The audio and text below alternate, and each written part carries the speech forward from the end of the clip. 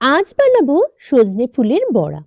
তাই প্রথমে সজনে ফুলগুলোকে পরিষ্কার করে নিয়ে চালের গুঁড়ো, বেসন, লবণ, হলুদ, লঙ্কার গুঁড়ো, সামান্য পরিমাণ চিনি এই সমস্ত কিছু দিয়ে ভালোভাবে মেখে রেখে দিয়েছি। আর এবার পকোড়াগুলো বানিয়ে নেওয়ার পালা।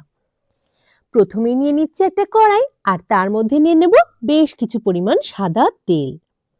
তেলটা কিন্তু খুব ভালোভাবে গরম হয়ে গেছে।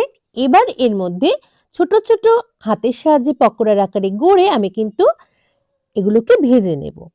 একটু কড়া করেই ভাজবো। আর দেখুন ইতিমধ্যে একদিকটা কিন্তু ভাজা হয়ে গেছে। পকোড়াগুলো উল্টে দিয়েছি, অন্য দিকটাও ঠিক একইভাবে একটু লালচে ব্রাউন হওয়া অবধি ভালোভাবে ভেজে নিতে থাকবো। এই বড়াগুলো যে শুধুমাত্র খেতেই সুন্দর হয় তা কিন্তু নয়, এটি অনেক বেশি পুষ্টিগুণ সমৃদ্ধ। রোগ প্রতিরোধ ক্ষমতা বাড়ায়, ভিটামিন, ক্যালসিয়াম এবং আয়রন সমৃদ্ধ হওয়ায় অবশ্যই কিন্তু আমাদের শরীর স্বাস্থ্যকে ঠিকঠাক রাখে, হাড় মজবুত করে, হজম শক্তি উন্নত করে। আজ এই পর্যন্তই, দেখা হচ্ছে খুব তাড়াতাড়ি।